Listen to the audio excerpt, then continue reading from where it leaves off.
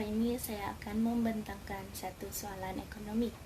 Berdasarkan di situasi pertama, perubahan ekonomi sesebuah negara dari sektor utama kepada sektor kedua dan sektor ketiga menyebabkan pekerja-pekerja di sektor utama tidak dapat diserap ke sektor yang lain, maka pengangguran berlaku.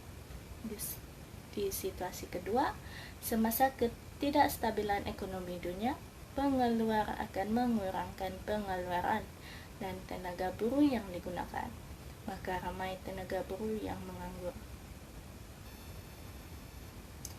Soalan: berdasarkan situasi di atas, nyatakan jenis pengangguran yang berlaku.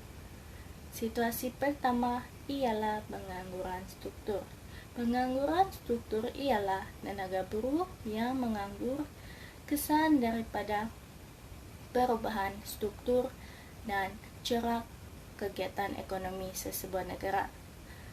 Situasi 2 ialah pengangguran kitaran. Pengangguran kitaran ialah tenaga buruh yang menganggur kesan daripada kemelesatan ekonomi global, dan hal ini biasanya berlaku dalam tempoh masa yang panjang. Soalan B, berdasarkan jawapan A, nyatakan punca utama pengangguran tersebut. Pengangguran struktur puncanya ialah ketidakpadanan kemahiran dan kelayakan.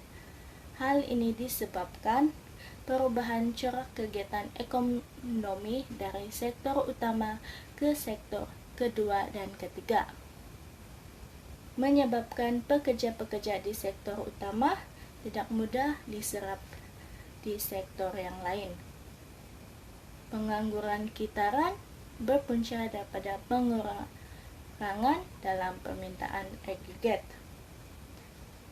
Apabila permintaan pengguna terhadap perangan dan perkhidmatan menurun, maka pendapatan firma akan berkurangan serta keuntungan firma juga akan berkurangan. Hal ini mendorong firma untuk mengurangkan pengeluaran dan menyebabkan banyak pekerja-pekerja diberhentikan kerja. Soalan yang terakhir, C, berdasarkan jawapan B, jelas satu cara untuk mengatasi setiap punca pengangguran tersebut. Pengangguran struktur. Cara-cara untuk mengatasi ialah memberikan latihan kemahiran. Dengan tenaga buruh diberikan latihan dan kemahiran dalam bidang teknik dan vokasional selaras dengan keperluan pasaran. Hal ini akan menyebabkan buruh dilengkapi dengan kemahiran dan pengetahuan yang sesuai, dan juga hal ini akan juga menyebabkan mereka mudah untuk diserap dalam berbagai sektor. Yang kedua, pengangguran kitaran. Cara untuk mengatasi ialah dengan dasar fisikal, yaitu mengurangkan cukai dan meningkatkan perbelanjaan kerjaan. Yang pertama, mengurangkan cukai ialah apabila cukai dikurangkan, pendapatan boleh guna isi rumah akan meningkat dan perbelanjaan agregat juga meningkat. Apabila perbelanjaan agregat meningkat, jumlah tenaga buruh turut meningkat dan pengangguran dapat diatasi.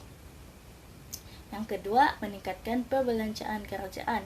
Apabila perbelanjaan kerjaan ditingkatkan, maka perbelanjaan agregat juga meningkat dan pendapatan negara juga akan meningkat.